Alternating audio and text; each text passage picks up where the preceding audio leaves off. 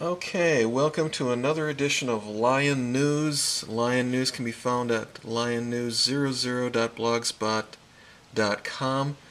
Today is January 9th, 2012, and if you were paying attention to the videos, the last one I made was on the 6th of this month, and we were told to call Rita Coyle DeMules about this fraudulent document in the lawless Pope County Court Administrator's Office that this document is fraudulent and has perjured testimony on it. Okay, so what we're going to do is we're going to call this Rita Coyle DeMules. Okay.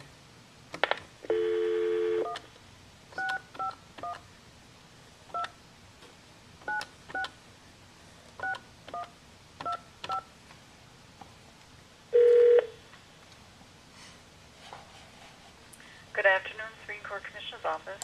Yes, is Rita Coyle DeMules around? Yes, she is. Can I ask who's calling, please? This is Terry Nemmers. She left a message on my machine last week. She's expecting my call. And your name again? I'm sorry. Terry Nemmers. Oh, one moment, please. Thank you.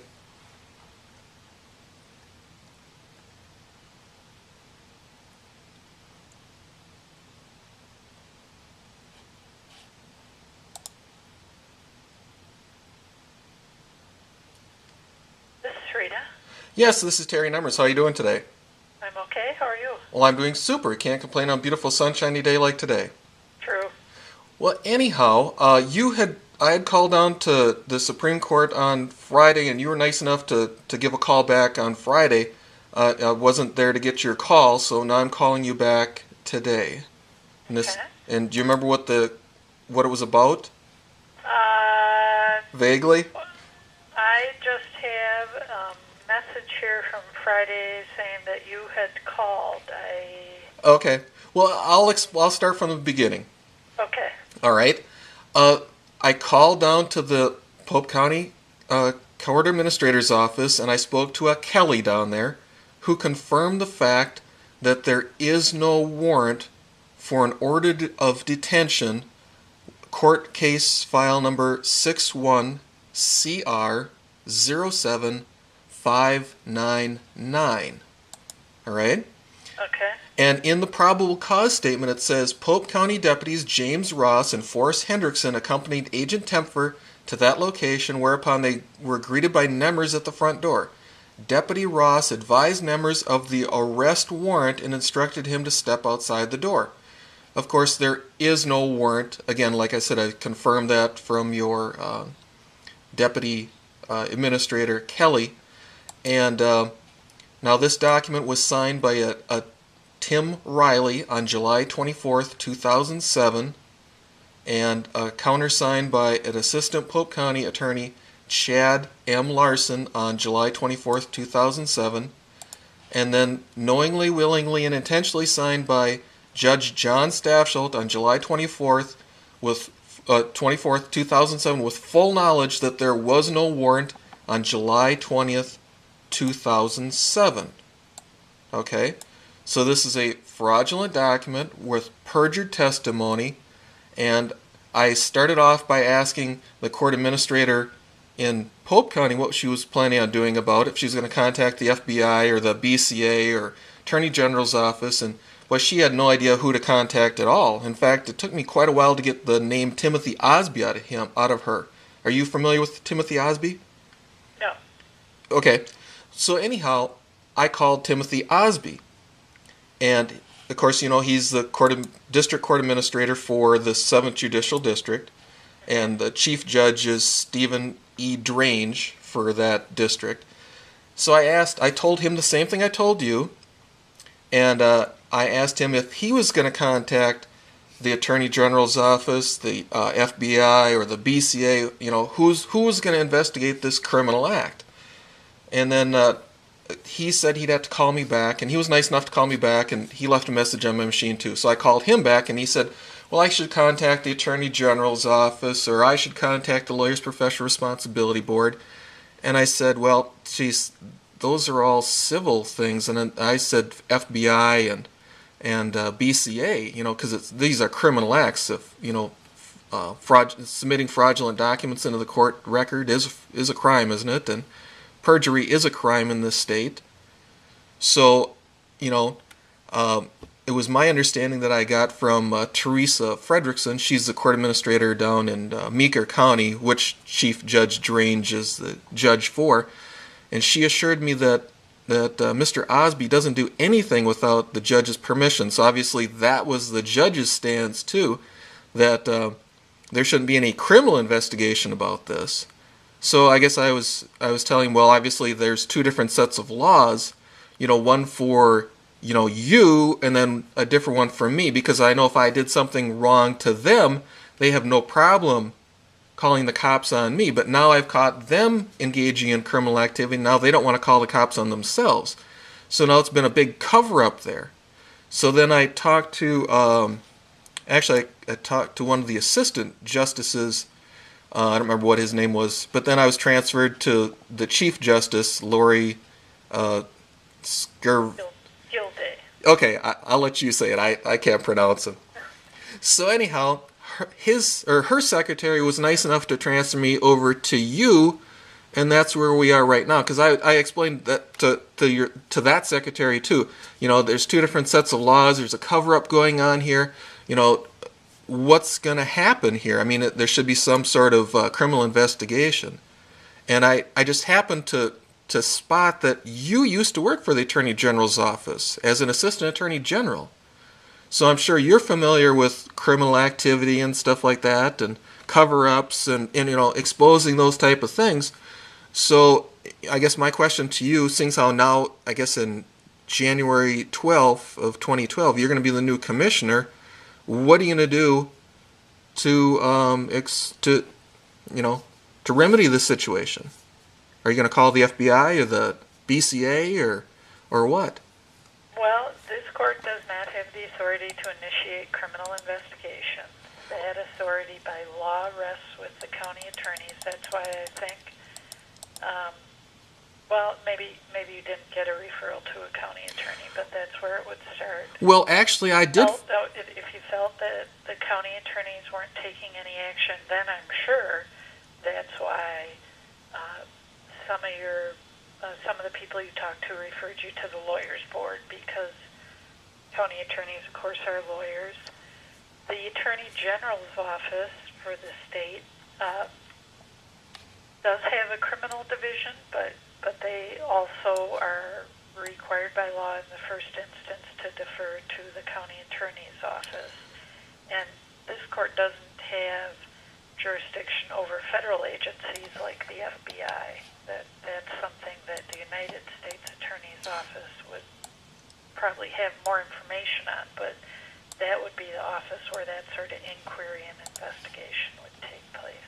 Right. See, I understand all these things, but the thing is, it's your paperwork in your court.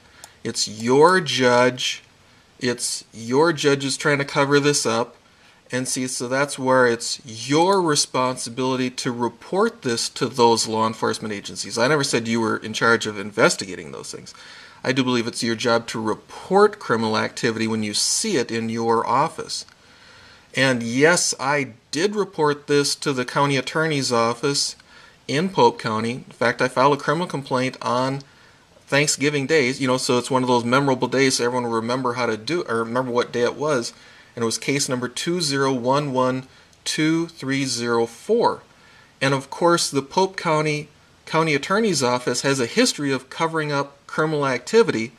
And I think as a former Assistant Attorney General, it's an illegal act for the county attorney to fail to investigate and prosecute a legitimate claim, which of course we have here in Pope County.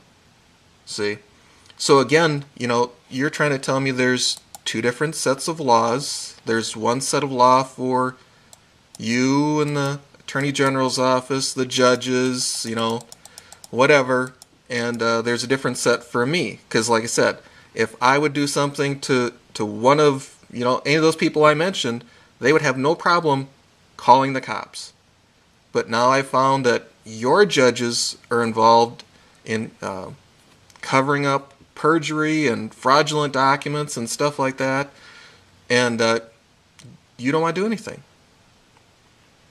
Mr. Nemers, I could also refer you to the Board of Judicial Standards. Well, I've already talked to the Board of... over the judges. Again, this court doesn't have the authority to intervene except in cases that come before it on an appellate basis. Well, yeah, I understand you're stonewalling there, but I have contacted the Board on Judicial Standards. I do believe the Executive Secretary is named Paul, right? But David Paul. Yeah. I spoken to him. He got very upset with me when I was telling him about how Judge John Stafsholt's wife assaulted me at Waterama, and in fact, he doesn't even return correspondence from me anymore. And of course, by law, he's required to acknowledge when a complaint comes in, and he just doesn't want to acknowledge those anymore. I think it was probably because I got him on video and posted it all up on YouTube. I think he kind of got upset about that. Then I'm not sure where else I can refer you, Mr. Nemers. Well, I guess all I want you to say is that you refuse to report these people to the proper authorities like the FBI or the BCA. I don't have any response to that because I'm not refusing to do anything, Mr. Nemers. Oh, okay. So, in other words, you could have that as an option, but you're not going to say it because now you think that I might be recording this and put it up on YouTube, right? No. So then, what actually are you trying to say then? Again, I can tell you that this court takes cases that come before it. Right, I understand what it does. I'm very, very well aware of that. But my point is that you have the Supreme Court has the authority to remove these judges who are engaging in unethical behavior or whatever kind of behavior you want to describe it as, criminal behavior, from the bench. See, so you have administrative power over them, and you have the responsibility, say if they're sexually assaulting their staff down there, you'd have a responsibility to contact the law enforcement agency, wouldn't you? Mr. Nemers, if you have any concerns, there are agencies I can refer you to, such as the Board on Judicial Standards, the Attorney General's Office, or the FBI. If those are outlets that you don't want to turn to, then I don't believe I can help you further. Oh, so I should contact the FBI. Is that what you're saying? Certainly free to do so. Okay, but you aren't going to do that.